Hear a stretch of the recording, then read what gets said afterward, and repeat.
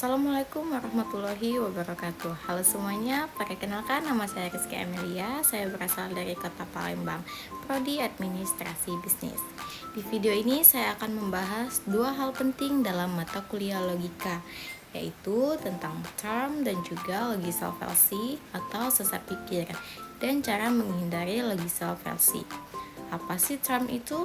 Secara gampangnya, term itu adalah kata atau frasa yang mewakili sesuatu, bisa benda, ide, orang, ataupun konsep.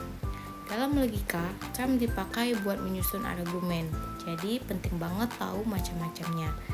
Banyak sekali macam-macam term. Yang pertama itu ada term abstrak. Term ini adalah kata yang menggambarkan sesuatu yang sifatnya nggak bisa disentuh atau dilihat langsung, biasanya tentang ide atau nilai. Contohnya kesetiaan, kejujuran, maupun keadilan. Yang kedua ada term konkret. Term konkret ini lebih simple, kata yang menunjukkan ke benda nyata, bisa kita lihat, sentuh, bahkan kita pakai. Contohnya buku, mobil, laptop.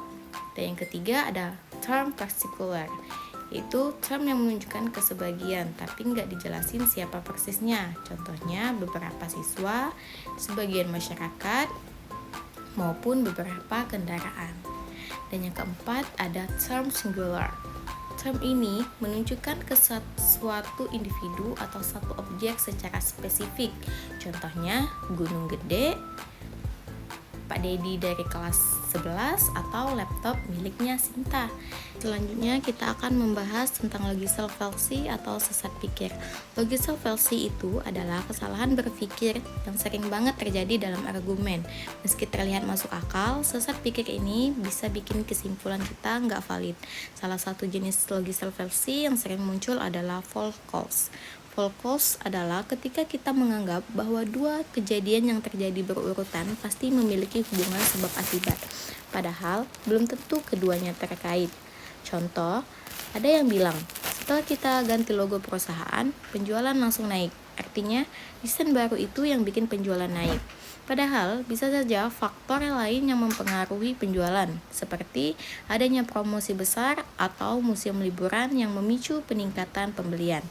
Jadi, kita tidak bisa langsung menyimpulkan hubungan sebab akibat tanpa bukti yang jelas.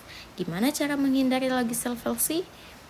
Yang pertama, periksa hubungan sebab akibat. Jangan langsung anggap dua kejadian berurutan pasti saling mempengaruhi. Cari bukti yang jelas. Dan yang kedua, gunakan data valid.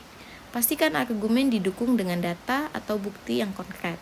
Dan yang ketiga, jangan terburu-buru. Dua kejadian bisa terjadi bersamaan tanpa ada hubungan sebab akibat. Periksa dengan hati-hati sebelum menyimpulkan. Demikianlah pembahasan singkat tentang terms dan satu jenis logisal fallacy. Semoga informasi ini bermanfaat dan membantu kita lebih berhati-hati dalam berpikir dan berargumentasi. Terima kasih sudah menonton dan semoga kita bisa terus belajar bersama. Wassalamualaikum warahmatullahi wabarakatuh.